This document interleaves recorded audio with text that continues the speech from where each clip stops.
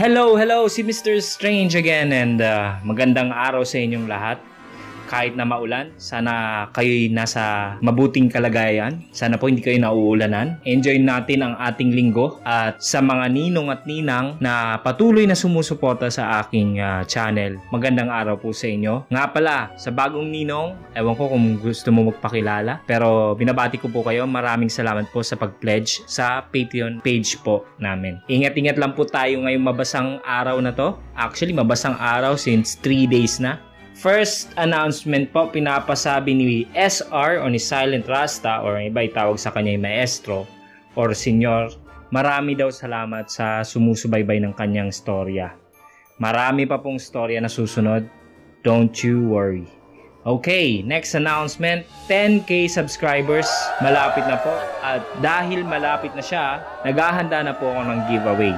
Yes, I'm planning to give out something cool. Actually, i-announce ko na. T-shirt. Natapos lang yung design. And then, papagawa ko na pag na-hit po yung 10K subscribers, mamimigay po ako ng t-shirt. Okay, maganda naman po yung design. Pero hindi po marami ha. Hindi po kaya. Bibigay ko lang po siguro mga 4 o 5 na t-shirt sa lucky subscribers. Ngayon po yung kung paano po manalo, sasabihin ko na lang po pag ando na tayo. Okay, hopefully you are still enjoying the videos that is being uploaded here. Ngayon, kung hindi or kung gusto nyo or nabibitin pa kayo sa channel ko, that's alright dahil meron po tayong mga channels na nakita na gumagawa na rin ng same content ng ginagawa ko, which is fine dahil syempre para sa viewers, kung nakukulangan kayo sa videos, edi meron pa silang may offer sa inyo. At okay naman sila, no? Sasabihin ko na po yung channel. Sa mga iba dito nakikinig, most likely alam nyo na yung channels nila. Sa hindi pa, shoutout ko na po ang channels nila. Hindi ko na po isa-shoutout yung mga English channels dahil English yun eh. Tsaka marami talaga sila. Pero dito sa Eksenang Pinoy, napaka-konti lang po ng gumagawa. Actually, 3 lang po. Ako, may isa pa, tsaka may isa pa. I don't know kung meron pang iba, baka na-miss ko. Tell me sa comment kung meron pang iba. Nakikinig din po ako sa kanila at nag-i-enjoy din ako. So, ayun po ano. Ang first channel na nakita ko is coming from the channel Pinoy Creepypasta. Ilalagay ko na po yung channel nila dun sa channels, related channels ko para madali nyo pong makita. Okay? So, or nasa description. Or i-search nyo na lang po, Pinoy Creepypasta. Maganda po mga gawa niya. I think his name is Sir Neb. And I think he's a writer.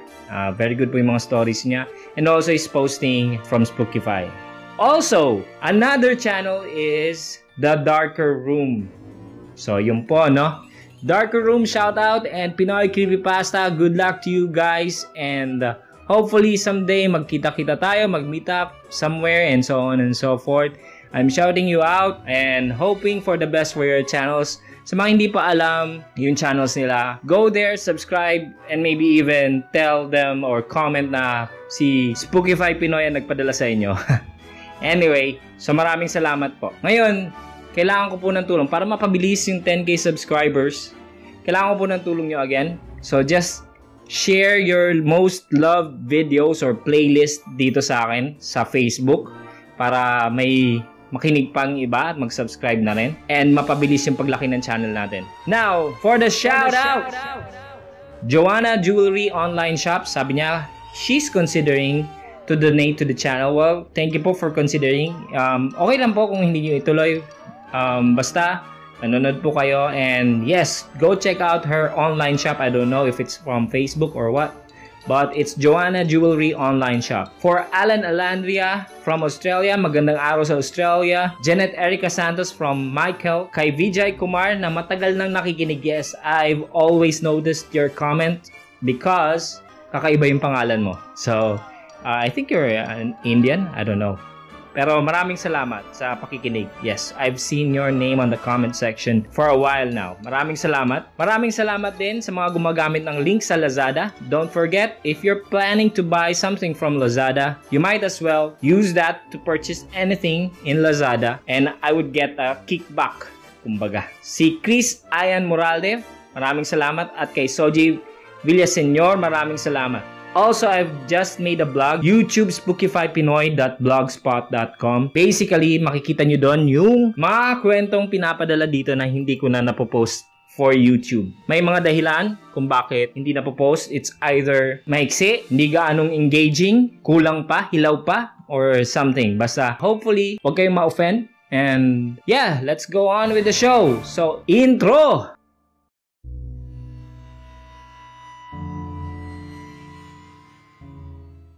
Kumusta mga Spookify?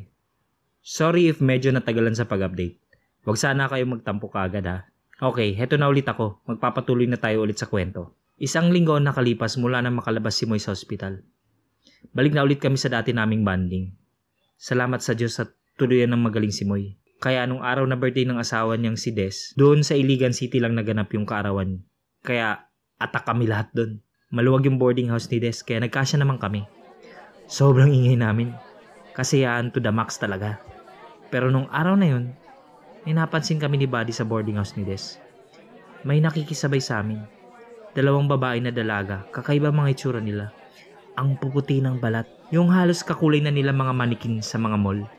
Kapag nagtatawanan ng lahat, nakikitawa rin sila.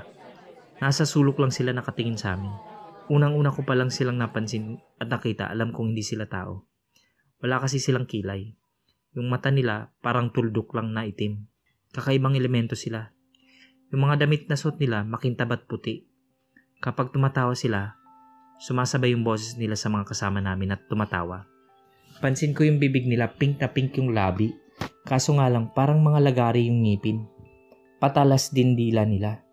Napansin kong napapansin din sila ni Buddy kasi panay lingon ni Buddy sa kinatatayuan nila. Tinititigan ko sila kasi panay din kasi tingin nila sa akin. Siguro alam nila na nakikita ko sila. Ayaw kong itaboy sila kasi wala naman silang ginagawang masama. Lumabas ako para magyosi.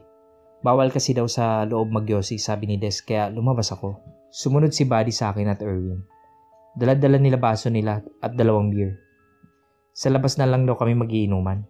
Habang nagiinuman kami, kahit nasa harap namin si Erwin, pinag-uusapan namin ni Buddy ang nakikita namin. Si Erwin, nawiwirdohan sa aming 2 ni Buddy. Maya-maya pa, narinig namin sa loob na sumigaw si partner ko. Kaya tiningnan namin kung anong nangyayari. Pagpasok namin, nakita ko nanginginig sa takot si partner at lumapit sa akin at yumakap. Bakit? Ano nangyari sa'yo? Tanong ko kay partner habang niyakap ko na rin. Para siyang bata na takot. Nag-CR ako. Biglang may kumalabit sa likod ko. At nagsibukasan ng mga gripo at may sumipa sa pintuan. Nanginginig na sagot ni partner sa akin. Talagang may ganyan dito. Ako nga, ilang beses na akong pinaglaruan ng mga nagpaparamdam dito. Sabi ng may-ari, bantay daw ito ng boarding house. Sabat ni Des. Bakit di mo sinabi kanina na may kababalagan pala dito? Sabi ni Moy habang nakahiga ito sa legs ni Des. Malay ko ba magpaparamdam sila ngayon? Hindi ko pa naman kasi sila nakikita pero nagpaparamdam lang kapag gusto nila. Sagot ulit ni Des. Pinuntahan ni Buddy yung CR para i-check kung andun nga ba habang sinama ko na palabas si partner at kumalma ito. Lumabas na rin sila lahat. Paglabas ni Buddy, sinenyasan niya ako na approve. Ibig sabihin, confirm. Andun nga sa CR yung mga elementong nananakot kay partner. Kaya nagpaalam muna ako na mag-CR. Sabay kinindatan ko si Buddy. Tinakot pa ako ni Namoy, Erwin at Des. Baka ako naman daw ang takutin. Natawa lang ako sa pananakot nila. Hindi pa man ako nakakalapit sa pintuan ng CR. Bigla itong bumukas. At padabog na sinara. Kaya kinato ko muna. May multo ba dito? Makikiilang ako please. Iniinis ko lang ang elemento. Pero yung kamay ko, hawak ko na yung panyo sa ilalim ng bulsa. Pilit kong tinutulak yung pinto pero ayaw bumukas. Nakalakyata sa loob o sadyang umaharang lang talaga sila sa pintuan. Sige, dito na lang ako sa pintuan iihi. Ayaw niyo akong buksan ha. Aakma na akong bubuksan ng zipper ko nang biglang bumukas at bumulaga sa akin ng 2 babaeng elemento. Nakatayo, nakangisi yung mga malalagari nilang ngipin. Pumasok ako sa CR na parang hindi ko sila nakikita. Kinalabit ako ng isa at binuksan yung gripo. Yung isa naman, kinakalampag ang pintuan. Pag hindi niyo ako tinigilan, mapipilitan ako saktan kayo. Pagbabanta ako sa kanila. Pero tinawanan lang ako ng 2. Tawa nila yung umahalingin sa tenga ko. Yung isa, lumapit sa akin habang umiihi ako. Awkward eh. Babae kaya itong mga elemento na to. Kaya napatas ako sa pag-ihi ko. Akma ba akong halikan? Kaya mabilis kong nailabas ang sandata ko. I mean yung panyo ko. Natakot sila nung makita nila ang kulay green na panyo. Halos magkaundagaga sila palabas. Binalaan ko na kayo. Ayaw nyo tumigil. Sabi ko sa sarili ko. Habang pinatay ko yung gripo na nakabukas. Lumabas na rin ako sa CR at nakita ko yung dalawa na elementong babae na nasa sala. Nakatayo at nakakunot noo. Galit yata sila sa akin. Gusto ko na sana silang lapitan pero tumalikod lang sila. Mababait naman sila kasi nagbabantay lang naman sila ng boarding house. Siguro naingayan lang sila kay partner kanina kaya tinakot nila ito. Sa totoo lang kahit natatakot na sila sa akin, humingi pa rin ako ng tawad sa kanila. Alam nyo kasi hindi lahat ng elemento ay masasama. May mababait rin naman. Sadyang kanya-kanya lang tayo ng paniniwala na pag sinabing elemento at kaluluwa ay masama na. Kung iisipin, mas nakakagawa pa nga ng kasamaan tayong tao sa kanila eh. Sila umaatake lang kapag nakakabulabog na tayo sa tahimik nilang pamumuhay. Pero babala lang din. Dahil konti lang ang mababait, dahil mas kadalasan sa kanila ay masasama at alagad rin ng diablo. Matapos ang araw na yun, umuwi na kami kasi may mga alagang hayop pa si mama na kailangan pampakainin. Abangan ang kasunod na kwento at salamat nga pala sa mga nag-iintay. God bless at magdasal lang kayo lagi. Salamat. Kung gusto mong updated ka sa lahat ng bagong videos, click na ang subscribe button at notification bell.